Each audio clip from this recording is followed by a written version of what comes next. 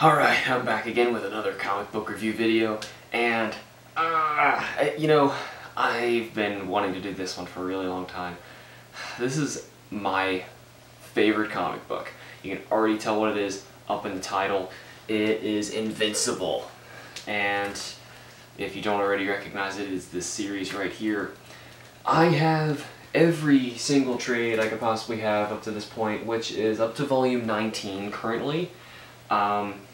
So, I mean, I could make more videos after that if I need to, but I really don't think it's going to change significantly, though I hear in volume 20 some big stuff's supposed to be changing the series again, so I might have to, but I'm going to make a video based on my whole run through 1 through 19 and why I think this is my favorite comic ever, because that's already kind of hard to figure out, because I don't really know why it's my favorite comic ever. I mean, they make like next to no merchandise, which is another thing I kind of want to point out if you haven't noticed, that I have an Adam Eve figure back here. This is from Invincible. This is like the only merchandise you can actually get from that series. It's so disappointing. It was from some like female character, femme fatales thing. They made a bunch of female comic character statues that size, and they made an Adam Eve. She's from Invincible, and there's like nothing else you can buy from Invincible. You can't even get like posters or anything, they're all sold out. You can't even get t-shirts, they're all sold out. There's basically nothing you can get, so Robert Kirkman and Ryan Ottley, if you're out there and you hear my call, please just take my money and make stuff. Please. And have Invincible come out just as fast as Walking Dead, that'd be amazing. But anyway, so I'm going to stop badgering about that and actually start talking about this series, because there's a big gap where I feel like people are a very good reason why people would put this series down quickly and not keep reading it like they should. And I'm going to explain it to you. So first, when I had this comic, I got like the first one from like Half Price Books. I read it, and I was like, because I mean, I really don't like superhero comics, if you can tell what's behind me. I really don't, which is so surprising that this is my favorite comic. I'm being serious. This is my favorite comic. I don't even have to argue about it anymore. I've already decided it is. And it's a superhero comic. Why is that? Well, this series really takes the idea of, okay, what would really happen if, say, we were in that kind of superhero world where this main character, who's basically, I'm going to put it in comparative terms to other superheroes, he's basically like the son of Superman. His father is Omni-Man, who is pretty much Superman, and they have a team of people eventually who's pretty much the Justice League, and it's kind of like an action comedy, not quite completely comedy, but there's a lot of funny parts to it. So it's like that really enjoyable, just kind of a bust through of like, I mean, it's tinkering with something we already know, we all really know, like that campy superhero stuff that nobody likes, and it's making it really enjoyable. This is in no way campy at all, though. So it's like taking, what I meant was it's taking that base idea of what we think superhero comics are and finding a way to just to make them really interesting. So before I keep telling you how much I really like this series and keep actually hitting this trade right here, I should probably point out something really crucial about the series that I actually don't like, but the series overcomes it in such an awesome way that I don't really mind anymore. I do not like this first trade very much, and in fact I really don't like it at all. There's a few points in it that I find enjoyable, but not many. I'll explain that with a bit of a story. So, like I said, I got this first trade from Half Price Books, and I wasn't really sure about the story. I mean, basically, we're taking this character here, Mark Grayson, and he, like I said, he's kind of this kid who, his dad is basically a Superman character, he's Omni-Man. I'll just call him Omni-Man for the rest of this video. And he's just living like a normal teenager. You know, he's got like girlfriend issues and, well, not really girlfriend issues quite yet, but he's got a weird best friend. It's kind of reminding me a lot like my own comic now. But anyway, so he's eventually starts developing his own superpowers and makes his own costume and tries to become a superhero. So he's starting up. it's okay. It's cool that the book actually goes back this far, now that I'm thinking about it, because all the great stuff happens deep into it. And it's just okay. I think the biggest problem with it is the art. Cory Walker is the artist for the first, I want to say 3 trades? 2. First 2 trades, and Ryan Ottley jumps in the middle of Volume 2. So, Cory Walker's art, I'm not going to take any of these out of plastic, it would take too much time to flip through them all. Cory Walker's art, if you can see from some of these, it's just bad. It's just really bad. I mean, the colors are okay, but there's nothing good I can really say about Cory Walker's art. He is, like, my least favorite artist maybe ever.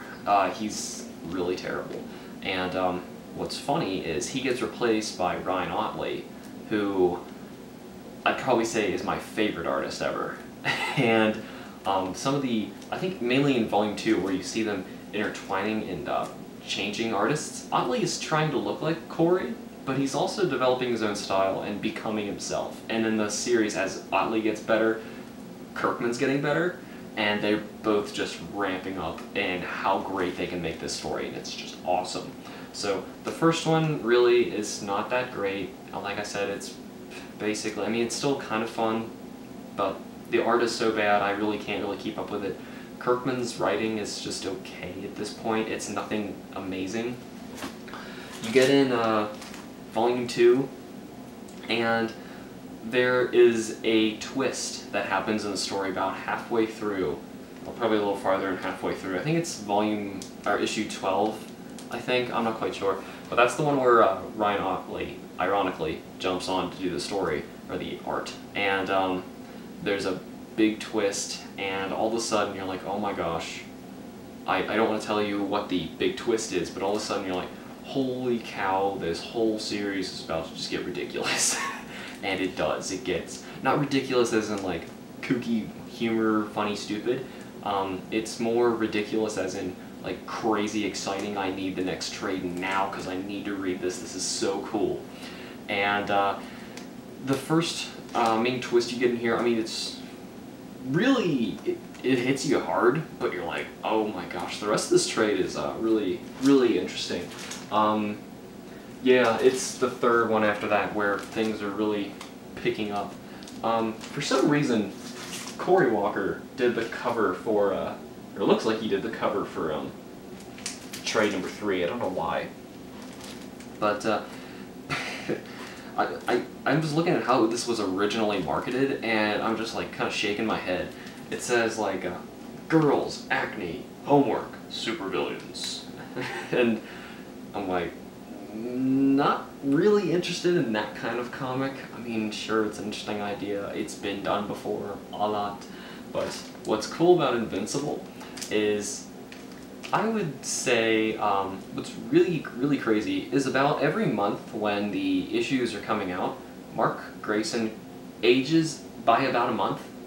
And considering how many issues are here, he goes from, you know, high school to post what like would have been like the college era, and he's old enough to be getting married now in the later ones, or where he is currently. And that is just crazy how Kirkman's using time to age him. And basically, someone could have grown up with this book by buying the issues, and I just find that really cool. I mean, I didn't have that privilege, but I just basically busted through these trades, enjoying them. Really would love to read them again. I had the chance to at least flip through every one of them again and talk with people about them as they read them, because it's just so awesome. The series after Ryan jumps in, like I said, post big twist that you're gonna get in Volume 2, it just gets so much more exciting, because all of a sudden we realize that one big thing that we thought was limiting the series before just isn't really there, and all of a sudden it's just so hard to explain without telling you what that spoiler is. But I mean, if it's enough for me to tell you that, hey look, I've read all of this stuff, this is the best comic I've ever read, you should read this. And you should probably read it in forms where you carry over that first trade into something else, like the Ultimate collections they have, the really big ones, or they make compendiums now that are like really big, and I would find that a little difficult to read, honestly, but whatever floats your boat, honestly, because if you can read like this is the kind of book that needs to just be read constantly, like in queue, you just need to keep going. You can't stop at like one issue, you know, and then read one issue after a month and one issue. You drive yourself crazy. Not because it's mainly because you're like, I need to know what the rest of it is. I need to know what's going on. I need to keep reading the story. It's just too interesting. I'm gonna keep 10 from sliding off the edge. Here we go. That is a cover by Ryan Ottley, and he keeps getting better and better after this too. The story is just starting to get so interesting. There's so many cool villains he comes up with, and just the original ideas that started the first trade, where like Mark is going through like, oh, it's Mark's first superhero team up, and things that I just didn't really care about. All of a sudden those characters that I didn't care about, they start like getting their own screen time, and you start really caring about these people, and it's kind of like how Walking Dead works in that way, but put into a superhero context, it's just so interesting and it's done so well. I don't know what it is really, but I just really love this book. So I didn't really get to finish what that story was for why I like, or how I got over the jump to read more of the comic, because I'd only read the first one at that point, and I thought the rest of the series would basically be about that. And I was like, how could it have gone so far, you know, and not be great at all, or just be like his first trade was? And so I keep, I talked to a friend of mine who made comics, or makes comics still, I assume, and so his comics he makes is basically the idea of that first trade, and he said, yeah, I read some Invincible, it was just okay. I think he just read the first trade, because I don't know what it was in me. I think it was Black Friday or something, and I went to Half Price Books with my friends, and I was like, you know what, I'm never going to get this opportunity cheaper. If it's really that bad, I'll just bring it back. And then I read the second trade, and I was like, that's actually a pretty cool way to fix the first trade and make it really interesting. Then I read the third one, and I was like, alright, this is getting pretty good. I think I'm going to enjoy this. Fourth one, okay, this is really cool. Fifth one, oh god, this is amazing. Sixth one, now we're in volume 6, volume 6, and we're getting an introduction by Ed Brubaker. Ed freaking Brubaker. You realize how awesome your book has to be to get a volume 6 introduction, and then get it by Ed Brubaker? This book is it just starts getting really crazy. You care about like every single character. It's just all done so very well. I just can't even describe how great the book is. Ryan Ottley's art just drives the book home because it's just done so well. There's so many different different plot tangents that have just spread out. Every trade you might get like a solution or an ending to one of them, and then more of them are branching out, and we're getting like, oh, like this villain you knew before is like doing this, mixing his ideas with that old villain you knew before, and all of a sudden you're like, oh my gosh, that is horrible. We're like, they're all screwed. What's gonna happen? And it just starts building and building, and using ideas like that where it's taking the old teenage years and aging them. So the book is actually aging with Mark's age as, say, the villains are getting more threatening. The villains are getting more, I guess, if you were going to take someone Mark's age at any point and take him to, like, a movie based on what would be, like, socially acceptable to show somebody at that age, which really nowadays would be pretty much anything, unfortunately, but you get the idea that the story gets a little more and more, like, gory, and not quite gory to the extent where, actually it does get kind of gory. I'm trying to get a better explanation of it, though. Like language is increasing, references for like sexual innuendo is increasing, and it's like he really is aging with the book, and it's so crazy because now when you get that far, you start thinking, well, wow, I've never thought of them, you know, interweaving things like that into a character like this who you've kind of seen grow up since teenage years, and everything just starts getting so interesting. I really don't even want to tell you anything about some of these characters that are showing up on the covers because, I mean, some of them are there and gone really quickly in short stories that go by. Some of them, you get the next one, some of them are there for a long run and they keep going, and there's a huge span of story that I really can't even tell you about because it would spoil what the main twist is in Volume 2. So it's like this whole series is told on a premise of, hey, I can't tell you anything about this book, you're just gonna have to trust me. And that, I find that so horrible because that's why I was intimidated to even make this review, because I'm thinking, how am I even gonna convince anybody to read this comic, because I can't tell them why I love it so much. And they'll look at it and see, oh, it's just a superhero book. What the heck is wrong with this guy? I mean, who really cares? It's just it's just another superhero. It's by Image, and Image doesn't even make a bunch of superhero books. Why would they have the best one? I'll tell you why. This is I actually think on every issue at the top it says the best superhero comic in the universe, and though you would see it on the shelf and go, oh my gosh, that's just, why would you ever write something like that? It totally deserves to say that. You need to read it. Gosh, it's so awesome. There's so many things to start building and twisting eventually. The story is just woven brilliantly. Eventually, as you can see, some of the story elements are starting to get more and more dark based on what's happening in Mark's life and how bad things could go wrong. If you enjoy how The Walking Dead pulls you through twists and turns of, this has more story tangents splitting out. Walking Dead is more linear. But if you enjoy like really getting into certain characters and then like learning more about other characters and how they twist around, and like you get interested in them, and all of a sudden like the plot is just throwing you curveballs and messing with you, this is really the book that you're just gonna love. This is just it is so hard to talk about this book, you know, especially without spoiling it. I mean, I could talk about every trade individually and say, hey, this is why I really love this one in particular so much. And actually, now that I flipped this one over, I noticed that I've hit one of the trades where Cory Walker came back for an issue or two. And Cory does come back, I think, later in the series as well, if not earlier. I might have missed him. And ironically, Robert Kirkman's writing seems to get worse, or the story just seems to be much less interesting than it was when, Ryan was doing the art. I'm like, why is that? And then Ryan jumps back in and the story is super interesting again, it's awesome.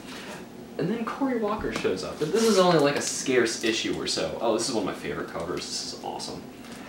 I really need to go find Ryan Ottley somewhere and just get like some commission or something, just because he's too awesome. The series, I mean, as you just see this, it just looks like a bunch of people who are like, wow, we're a team of people who are going to beat you up, and they're really not like protecting, the city, doing crime-based stuff. It's really, like, the whole concept is really, what would really happen if this crazy world existed?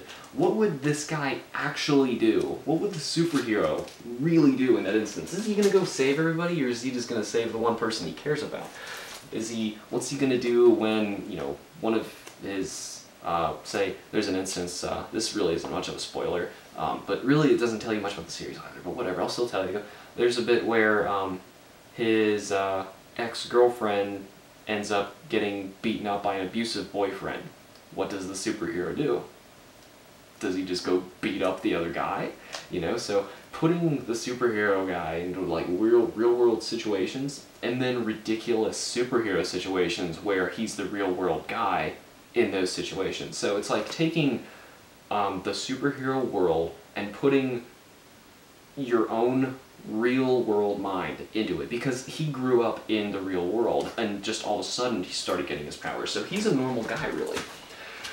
And I think that's what really is the big hook on this book for me, is that it's just so unpredictable, but you feel like you would have done those things too, and then sometimes when it starts getting deeper in the story, you're like, I don't know if I would have agreed with him on that one. I'm kind of with the villain.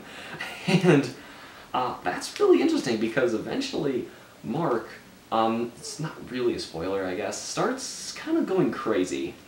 And it's just done so well. If you've seen any of these covers where there's a black Invincible, it's another guy who's taking over his place for a little bit. Just, it's not really a spoiler, but he doesn't, you know, pull a Michael Jackson and like change races or anything. Okay, so don't worry about that. So, oh my gosh, this is one of my favorite villains ever too, Dinosaurus. he's just awesome. So, I mean, we're reaching the tail end of my trades here for me to flash by. I really can't even say much more anymore. This is the Death of Everyone story, which if you've seen anything online about that, this is just fantastic. And this is just all done so well. This series is so smart, does so many awesome twists, and it's like, I can't even rival it to any other book where I'm like, I need to have the next one now.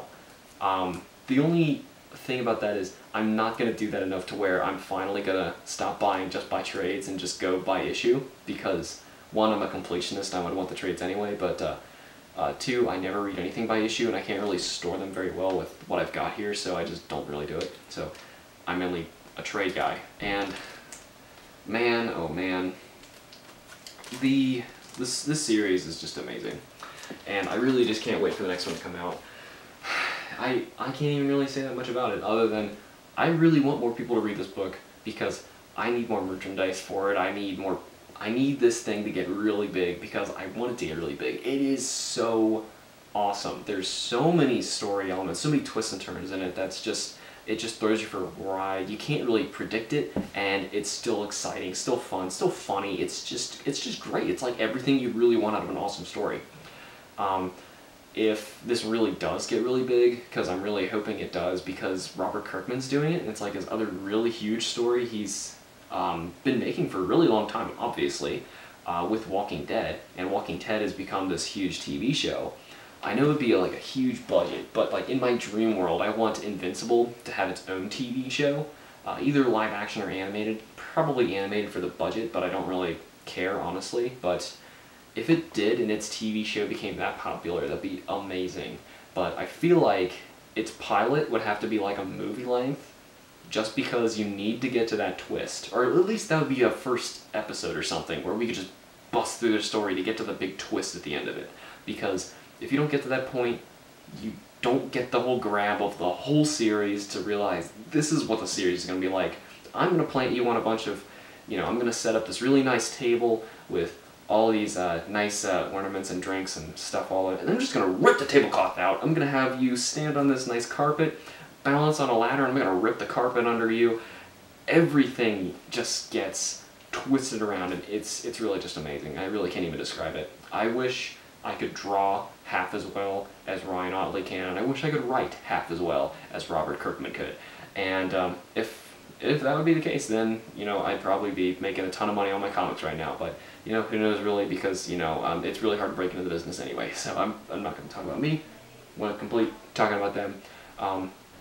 If you guys have read Invincible, you know, let me know in the comments. If you're interested in picking up some of the single issues that are going on right now, instead of reading like up to date, if you don't know if you need to read up to date, let me know down in the comments. I'll do my best to like explain something if you need to, but I would recommend you grab the books to get up to date first before you just start reading the singles, because you're really missing so much, and it's just so great. You really should read it. So I'm going to stop around there just because I'm just basically rambling, going in circles again. But I can't recommend Invincible enough. If you have the opportunity, you should definitely buy either the trades, the compendiums, or the Ultimate Collections, anything, so you can read this whole series. So I'm just going to leave it there. That is my favorite series, favorite comic series ever, and the video's done. Oh well. Maybe on the next trade it's going to be exciting enough for me to have to make a whole video on that, but for your guys' sake, probably not. So I'll see you guys in the next comic book review, and like I said, let me know down in the comments below or anything if you have anything else to say about Invincible.